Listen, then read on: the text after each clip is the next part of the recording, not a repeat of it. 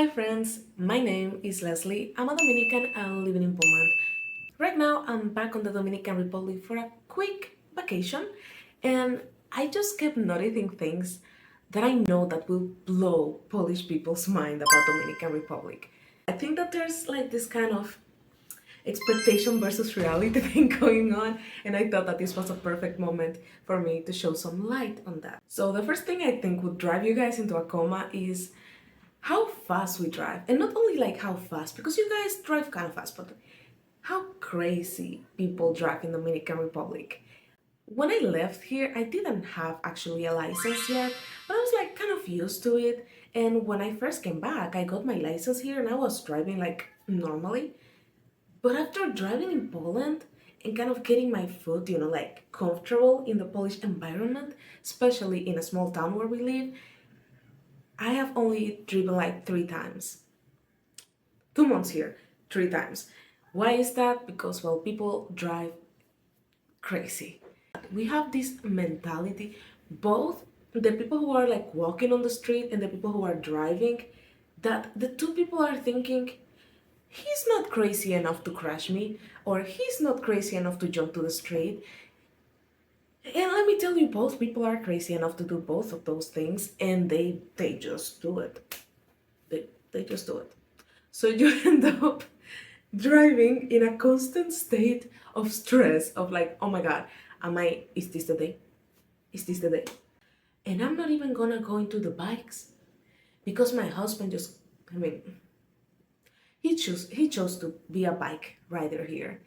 And I am constantly having him on my praise because I'm too young to be a widow. The next thing that I think would send you guys into I don't know, a coma has to do with language. And it's actually a really funny thing, I mean, for me. But when you get some tourists, especially like particularly Polish tourists here, speaking in their language, sometimes there's things that will caught your attention as a Dominican, and you will be like, are they saying some like rude words? Because here's the thing, Dominicans, we have a lot of slangs that are not like literally on the dictionary of the Spanish language, but they are on the Dominican dictionary, which is a completely different thing. Well, one of these expressions sounds exactly like when you say I don't have or they don't have, I don't know, in Polish, which is nie ma. Don't say that. Hey, do they have coffee? No, they don't have coffee. What Dominicans are thinking that you're talking about is the men reproductive system. And they will look at you weird. They have looked at us weird. Especially when I'm Dominican and I'm hanging out with this Polish guy because it's like, definitely they know what they're saying. So yeah, something to be careful if you ever decide to come to Dominican Republic. Something else, and I think for this you need to be mentally prepared that people are not doing this because they hate you or like with some bad intention. This is just out of like they don't know better. 9 out of 10 times when people see you, they will confuse you with American and then the next best worser thing, which is either Russians or Germans. And this is where I have trouble. Because, for example, I know that, especially as a Polish person, like we've talked history in this channel. We have talked about history in this channel, and it's like, can't you confuse me with, I don't know, a fish? Instead of confusing me with a Russian. But then at the same time, it's like when you tell people Poland, they're like, huh? I mean, not everybody. Some people know, but the kind of general population, you tell them Poland, and they're like, yeah. So you have to be like, oh, it's like between Germany and Russia, and they're like, oh, okay. And then they kind of get an idea of where it is, and it's not because we don't know what Poland is. It's just that we don't even have an embassy. We don't even have a Polish embassy here, which is a whole other issue for my family particularly, but the point is that, there's just not so much traffic between Poland and Dominican Republic. There's more in the recent years, but most people living in the capital have never seen a Polish person. They're like, with what do you eat this? So yeah, just be mentally prepared. They don't mean any harm, but they will probably offend you by saying that. The next thing I would like to talk about is how loud the music is and how loud in general Dominican people are. When I first met some of my then boyfriend, now husband, family, they said like, yeah, because us Polish people, we talk so loud and everybody thinks that we are fighting. And I was like, oh my God, yeah, same.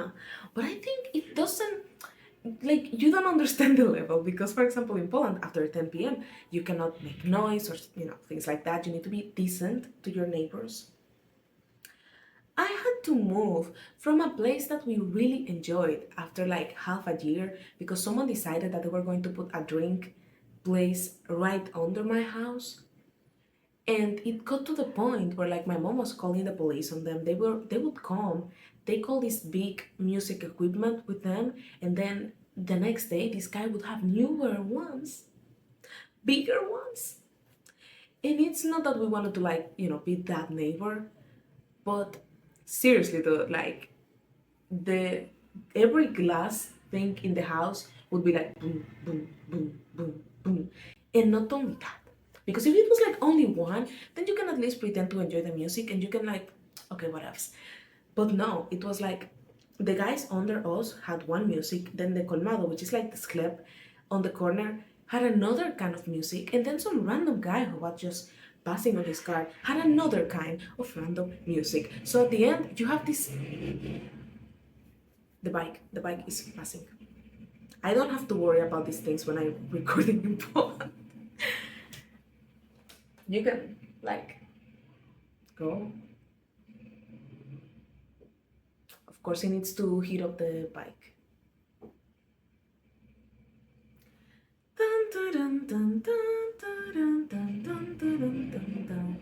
Those are a few seconds of my life that I'm never getting back. Anyway, the point is that, yeah, like there's just so much music. Right now, where we live, it's like kind of like a closed community, and then we have rules where we don't allow that because actually nobody likes to be bombarded by random music when you're trying to sleep. But in some neighborhoods here, that's common, especially like I come from a working class neighborhood, normal. Normal. But going back to the good things, because there is a lot of good things that will also send you into a coma, it's how nice people will be to you. The other day, I'm in a bunch of different groups on Facebook where people are, dating between Dominicans and things like that because, well, you need people who understand the struggle. And there was some girl asking like, oh, are they gonna be nice to me? Are they gonna be like weird? I don't know. And I was like, girl, no. Dominicans will be the nicest people you have ever met in your life, especially if you're white, which is a little bit racist. But this is not that video. The point is that we really value tourism in general, but also just between each other. We are really nice people. We will help you anything you need, especially of course if we can, but even if we can't, because for example, my husband just the other day he was driving his bike catch a flat tire, and bunch of people were just randomly stopping trying to help him. And honestly, like you get lost, something happens to you, you don't know how to get someplace. Even if they don't understand you, they will make their best effort to understand you and to help you. And I think that's so cool because after being in Poland, and I always talk about this here, the Polish people have also been so nice, but it's like a different kind of nice because Dominicans are like you don't have to ask for help.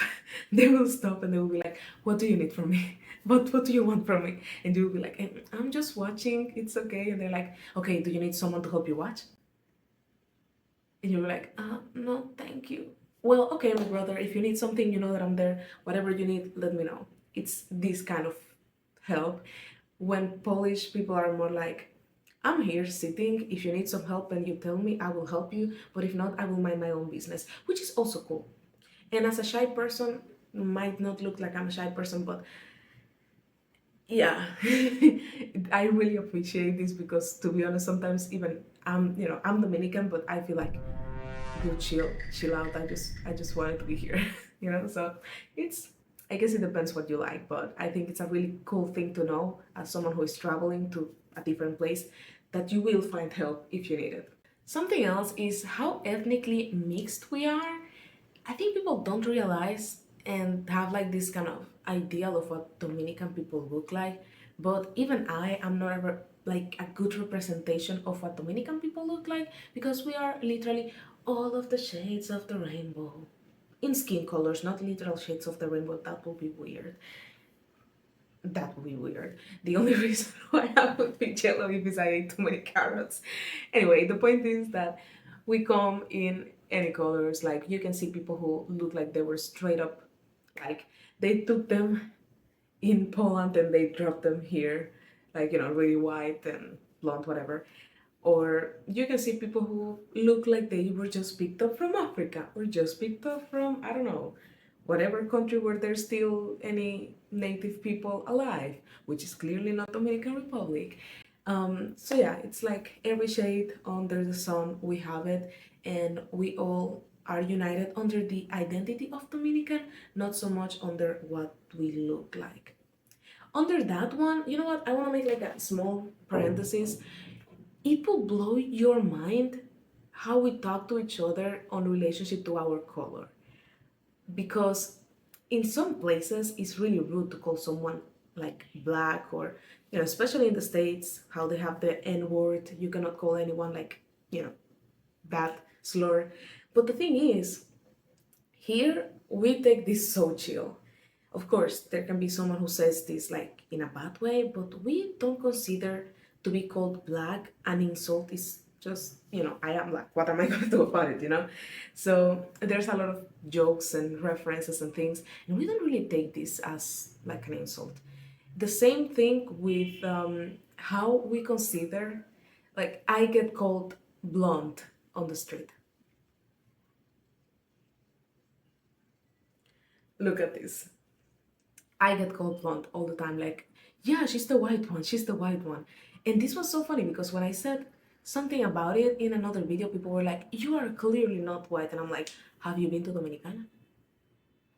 Because there are whiter people than me here, but people do kind of place you in this white category, which is hilarious, especially after seeing people in Poland who are actually white, like the white people.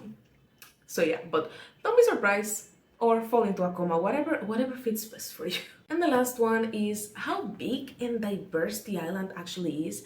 I think that a lot of people, when they come here, they are just thinking about Punta Cana and they're like, oh my god, yeah, Punta Cana, Dominican Republic, yes. Well, Punta Cana is like its own little thing. Most of the Dominican Republic doesn't look like Punta Cana, and this is a good thing. And a bad thing, I guess, if you really like all-inclusive hotels, but personally, I like more life outside of Punta Cana because it's more authentic and because you can see like the actual Dominican Republic. So if you have an opportunity, you don't have to stay inside of the hotel. Of course, be like a conscious human being that knows that they are not in their own country and they do not speak the language. Like, don't be stupid. But I think that you can definitely go out of the hotel and explore and talk to people, see people. I don't know, it's cool.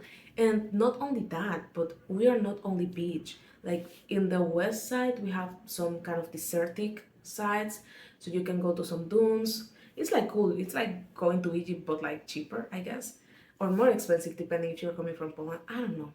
I'll let you guys figure that your finances for yourself. The point is that it's really cool because you have some like desertic areas, some mountains, you have the beach, you have everything in between, and it's so cool to have this experience and to be able to just travel so many different like microclimates within one island. And that is not even counting the things that are in Haiti. This is, just counting this 3/4 of an island. So, if you have the opportunity, come and explore it because it is crazy, it is chaotic, but the people are really nice, the food is amazing, and you will not regret it. Thank you so much for listening until the end. Remember to subscribe, comment, and join the family, and I'll see you guys on the next one. Bye!